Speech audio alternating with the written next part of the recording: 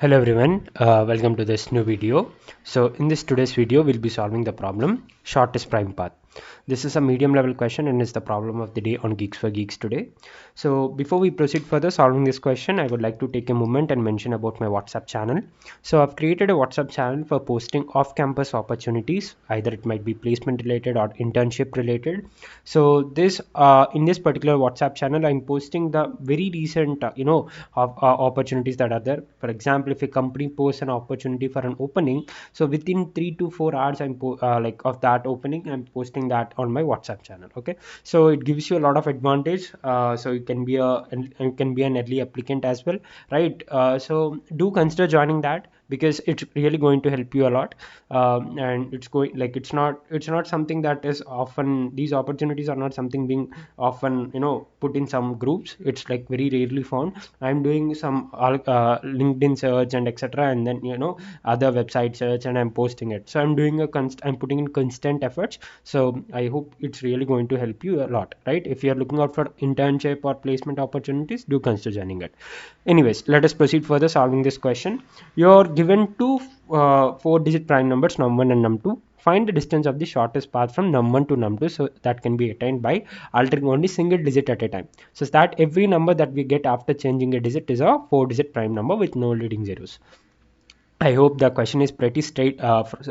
Pretty straightforward to you people. So right, it's very clearly structured, and it gives a whole lot of scenario picture, right? So they're asking us to go to find the number of steps required to reach num2 from num1. That's it, right? So that is the only thing that you need to do, and provided that whatever change that you're going to do, and if you're trying to analyze on that particular changed number, that changed number must be a prime number. Okay, so whatever the new number that you're going to get after changing any particular digit, that particular number, and if you're trying to analyze it, like if you're trying to change that particular number to some other possibilities, that number must be a prime as well, right? So whatever the thing that you're going to consider must be a prime. So these are some of the examples given, and here the expected time complexity is O of 1 and space is O of 1, which I think it's not really possible. So what I have used is I've used the sieve method to first collect the prime numbers. So that takes O of n log of n, and then I have used a BFS method that takes nearly O of n square. So basically my time complexity is like O of n square, and the spaces I've taken extra prime vector and I've taken extra DP vector. So I can just confine that to O of n space. But I do not really think it's really possible to solve this in O of 1 and O of 1 time and space. So these are the constants given. So let us proceed further understanding the examples. So this is an example given. So if you carefully observe, it's like from 1033, the next step is 1073, and then to 3733, and then to 3739, and then to 3779, and then to 8779, and finally our target 8179. So if you clearly observe, whatever the number it is, like either it is 1733 or 3733 or other three numbers as well, all of them are prime. Okay, so whatever the number that you're going to get after a change, and if you're trying to analyze it, okay, and if you're trying to put it as a main leader and trying to like get some other values out of it, that must be a prime. So if you actually carefully observe, from 1733 to 3733, how did you get this transition? By changing the first digit of 1733, right, to 3. So then only you are getting 3733. So this is the parent, right? This is the parent of this child. So whatever parent you are actually trying to form, that must be a prime number. Okay, so that, I hope it's pretty clear to you people. So that is the reason we have got actually six number of steps, steps as the output. So now let us understand the approach. Okay, now let us understand the approach. So I've draw actually drew this tree diagram. So this goes up to a very big picture, very big picture, that is not even it's really not possible for me to put it in single slide. So that's the reason I've just taken the first step. So you might have been wondering, where is the first digit change? So what are these actually? So this is like second digit change, third digit change, and fourth digit change. What about the first digit? So whatever the first digit that you're going to change, like it is 2033 is a possibility, right? 3033 is a possibility, 4033 is a possibility. None of them are prime numbers till 9333. Okay, so whatever the change you're going to put, instead of 1, 2, 3, 4, 5, 6, 7, whatever you're trying to put, like till 9, none of them are prime numbers. That's the reason I actually did not mention the first digit stuff, right? I hope you people have understood. So and then coming to the second digit. Okay, so second digit of, if you are trying to change the second digit, what are the prime numbers that you can get out of it? 1433, 1733 and 1933. Okay, so instead of 0, if you put 4, you get 1433, so it is a prime. Instead of 0, if you put a 7, you get a prime, 1733. Instead of 0, if you put a 9, you get 1933, it is a prime. Similarly, third digit as well, so 1063 and 1093. Fourth digit as well, 1031 and 1039. Okay, and then the steps goes on. Okay, the steps goes on, this goes on here, like it might be three possibilities, like I mean 3 in the sense I'm telling you, I mean, this particular thing, like 4, sorry. So wait, sorry, let me erase this.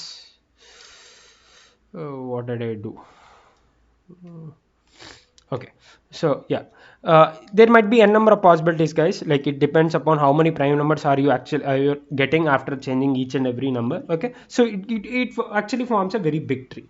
The main key element is, so this is the brute force approach. I need not even specifically tell you people to do this. What this should have been the first thing that should have come into your mind, isn't it? So this is the basic thing that you'll do, like changing every digit at each and every place. That is what you're going to do, right? Isn't it? I need not tell about it. So what are we doing is, but what's the key element here? What is the key logic here?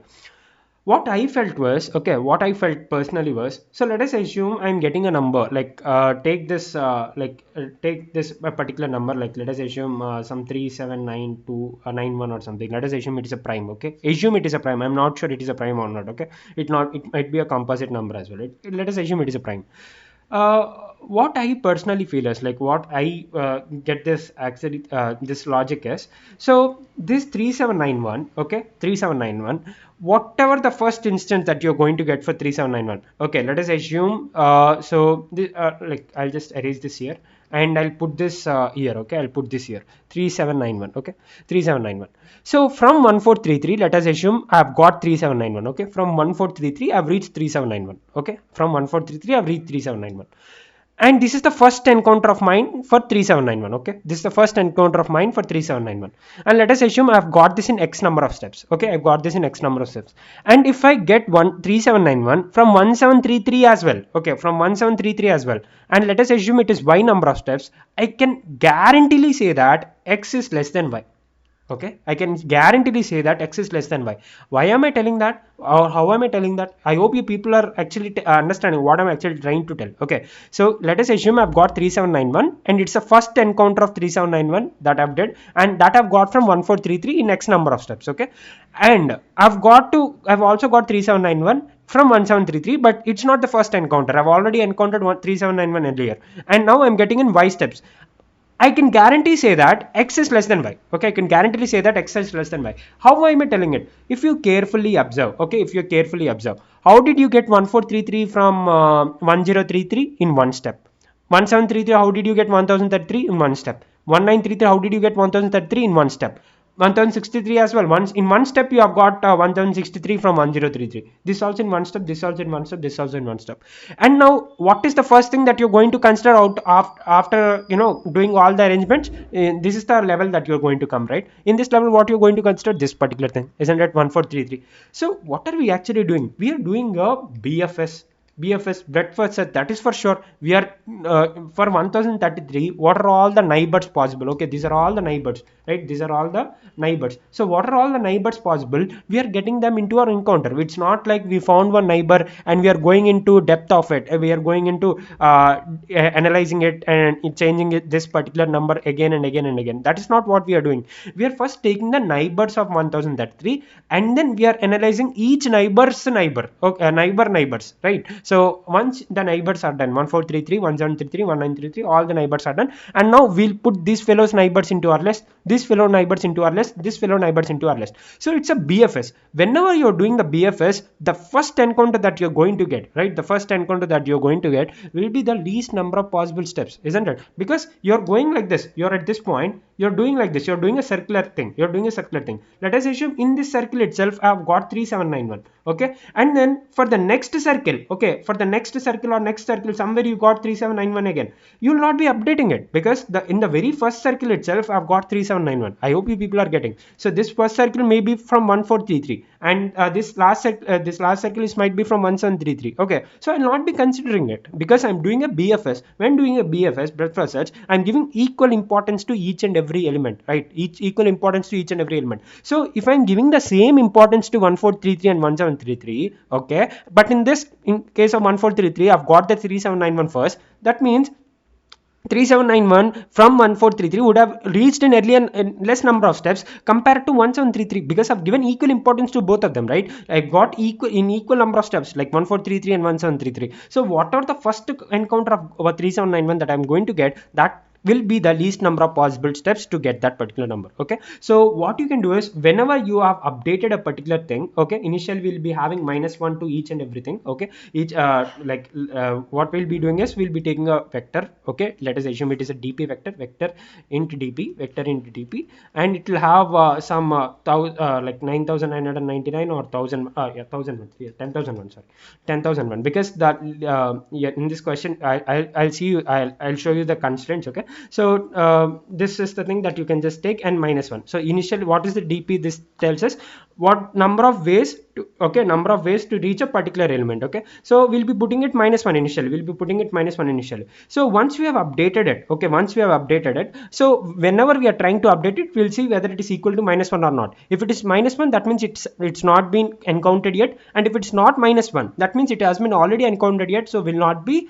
updating it number of steps required for it. I hope it's pretty clear to you people, right? So the reason being, we are doing a BFS. So when we are doing a BFS, we are giving equal importance to each and every number, right? So whatever the first encounter that we are going to get, that will be the least number of steps. So I hope you people have understood. So what is the thing that you need to do? Change the digit. Okay, what's the first thing? First step is change the digits. Starting from the first position to the last position. Okay, starting from first, or I equal to 0 to I equal to 4, I equal to 3. Okay, I equal to 0 to I equal to 3, and then update. Okay, and then update by keeping all these things in mind. Okay, so just update, and finally return. If at any case your change has matched with the destination, return that particular number of steps required. I hope you people have understood this. So let us go to the code. So first one, so what did this thing is? So this is the Sieve start. So Sieve start, and this is end of Sieve. Okay, end of Sieve end. So what did I do? This is like vector int prime. So if you actually observe, like 9,999 is the greatest number possible, right? Because only 4-digit numbers are there. So after that, it's 10,001 only. So that's the reason I've taken 10,001 directly. Like, this is the maximum possible thing. So int max number is 9,999, and we have taken int prime like vector 10,001, and prime of 1 equal to 0, and this is the Sieve Eratosthenes, right? So this is like to store the prime numbers in a given range. So like, if like, I hope you people know this. If not, go through the document of Sieve. You shouldn't watch a video tutorial or something. You'll be understanding at that particular moment, but you'll be forgetting it later. Go through the documentation, learn on your own, learn by doing the necessary calculations on a paper, then you'll be remembering it for a very long time. Because I too did that mistake. I watched a video at the very first instance because I was too lazy to go through a document, and I forgot just after 2-3 days, right? But when I actually tried to solve it using a pen and paper on my own, then I got to understand each and every element. Why are we writing that for loop? Why are we even putting that I into I, j less than or equal to maximum? What each and every element, each and everything significance, I understood. Okay, so how you want you people to even do that? Okay, so why are we actually writing? This is a very good step in j equal to I into I. So if you people know why are we doing it from there, why not from 1 or 2 or 3, let me know. Like, it's a very good observation, I feel, right? So I do not want to explain this and do not want to kill your curiosity. Do it. If you do not know really, you can just put it on comments. I'll reply you there, right? And we have taken a vector into dp and visited. So this is like dp to count the number of steps, and visited to check if we have already encountered that number or not. So q int q, so first q dot push of num1, so this is the source. So what we are doing a BFS, so definitely we'll be needing a q. So dp of num1 equal to 0, visited of num1 equal to 0. Okay, so right now the number of steps for num1 is 0, absolutely, because we are starting it from there itself, and visited of number equal to 0. Once we enter the queue, then we'll be putting it, updating it to be true, like we have visited it. So int current equal to q dot find q dot pop, and if visited of current equal to true, that means we have already encountered that particular number. You continue, you do not examine that number once again. So visited of current equal to 1 first. So in like you might be thinking, like wondering that how can you change each and every digit. So if you convert that into a string, it's a easy peasy method to change each and every digit. Okay, so try converting into strings whenever there is a thing like you need to change the digit and stuff. So it would be very easy for you people. So string s is equal to 2 string of current. So what are we doing? For int I equal to 0, I less than 4, I plus plus. For character ch equal to 0, ch less than or equal to 9, cs plus plus plus. So from I equal to 0, from the starting index to the last index, from the starting character, what is the starting character? Could be ch equal to 0 till ch less than or equal to 9. So if ch equal to s of I, or ch equal to 0 and I equal to 0, so this is like to do not to having leading zeros. Okay, so it's coming like this. So this second condition is to not to have leading zeros. That is the reason. So I equal to 0 in the sense starting index, and if it's like character equal to 0, you shouldn't put character equal to 0, right? That is pretty evident. If it is like the starting index, you do not want a leading zeros. And ch equal to s of I. So ch equal to s of I in the sense, like if you are trying to change the particular digit with the same digit, it's not really necessary, isn't it? So for example, in this particular example 1033, why do you want to again have 1033? That is like giving a repetitive task, and it will go on for infinity. So this is for sure you need like ch equal to s of I. So you should not change the same digit to a similar digit. Okay, taking off 1 and replacing 1 by 1, what are you expecting from it? Nothing. So please do not do that. For that reason we are putting ch equal to s of I. And then string next is equal to s, and then next of I equal to cs. This is the updation that we are doing. So from 1033, the first updation that we are going to get is 1433. So string next is equal to s, next of I equal to ch, and this would be your next num, that is sto of it to next. So we have converted that after changing that particular digit in the strings, we have converted that into a integer by next num. And if that is particular is next num is a prime, and dp of next num is equal to -1, this is the important step. Like if it is not been examined earlier, okay, so that means that would be -1, and if it should also be a prime. So this is important, right? In the question it's been clearly mentioned, whatever the number that you're going to consider, that must be a prime number. So dp of next num equal to 1 plus dp of current, because this time your current would be your parent and next num would be the child. So whatever the number of steps required to get current, add 1 to it so that you get the number of steps that you require to get next num. Okay, and then push that next num to your queue. Okay, BFS thing that we are doing. And if in case your next num is actually equal to num2, return dp of that. You might be wondering, why did I not keep this if loop inside this particular thing? Okay, inside this particular thing, sometimes what happens is dp of next num, okay, dp of next num might not be equal to like that particular next num we would have already examined it. Okay, we would have already examined it. So that's the reason it's not getting into this particular thing. So that was the reason I've actually mentioned it outside. Okay, I mentioned it outside, so that if at any case our next num is actually equal to num2, we'll just return that dp, because in this if loop we are already updating it dp of next num, so we'll be getting the final answer for sure. And this is finally I've written dp of num2 just like that. So I hope you people have understood. So it will be written here itself, right? It will be written here itself, that is for sure.